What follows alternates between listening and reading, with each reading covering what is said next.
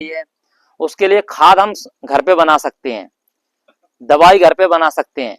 बस हमें जानकारी होनी चाहिए कि दवाई कैसे बननी है और खाद कैसे बनना है।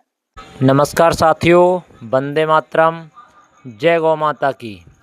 जैसा कि आप सभी जानते हैं, हम सभी यहाँ पर आज जैविक खेती पर चर्चा करने के लिए एकत्र हुए हैं।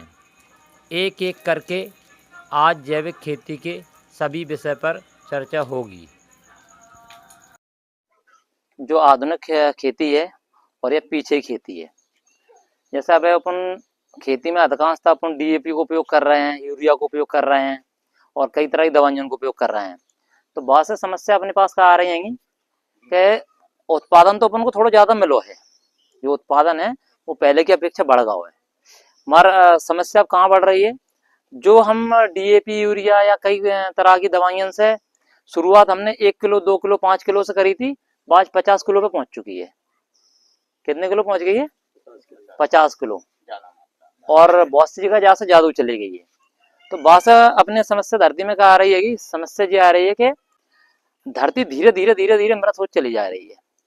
देख रहे हैं जो मिट्टी बिल्कुल सॉफ्ट होती थी वो सख्त हो रही है। अब बागो मुख्य कारण ये है कि जो अपने खेती में जीवाणुओं से खेती होती, हम या आप ये सोच रहे हैं कि मतलब अरे खेती तो खाद डाले से हो रही है। तो खेती खाद डालने से नहीं होती। जो खेती है ना वो खाद डालने से नहीं होता है। जो खेती को सिस्टम है पूरा वो जीवाणु के ऊपर आश्रित है। जितना अच्छा अपने खेती में जीवाणु होगा, मतलब कहेंगे जिसे जीवांश कार्बन बोलते हैं, जो छोटे छोटे बैक्टीरिया होते हैं जो हमें दिखते नहीं है मगर वो चलते हैं, कभी शरीर पे भी दिखने लगते हैं, ये छोटा सा कोई जा रहा है। तो जितना अच्छा हमारे जमीन में जीवाणु होगा वो खेती की उपज और उसकी लाइफ उतनी ज्यादा चलेगी।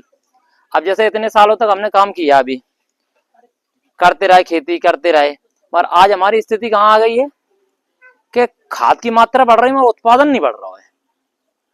जैसे आज से 5 साल पहले अपन या 10 साल पहले अपन 1 एकड़ की बात करें तो 20 कुंटल 16 कुंटल के आसपास पहुंच गए थे, मगर आज वहीं स्थिर है। पर खाद की मात्रा जबकि 5 गुना हो गई। मतलब कहाँ जब 1 एकड़ में 25 किलो खाद, हाँ, 1 कुंटल डाल रहा है, मगर उत्पादन उतना ही है। कारण ये है कि जैसे कोई दवाई की जब शुरुआत करी जाती है तो वो दवाई शरीर में पहले फायदा कराते हैं, फिर शरीर को दवाई की हैबिट पड़ जाते है तो फिर वो दवाई काम नहीं करत बॉडी पे। उदाहरण के लिए शुगर की गोली शुरू में शुगर के मरीज को फायदा करा, लगा शुगर ठीक हो रही है, मगर धीरे धीरे धीरे धीरे शुगर की गोली बाकी लाने ऐसी बन जाती है कि जब बाकी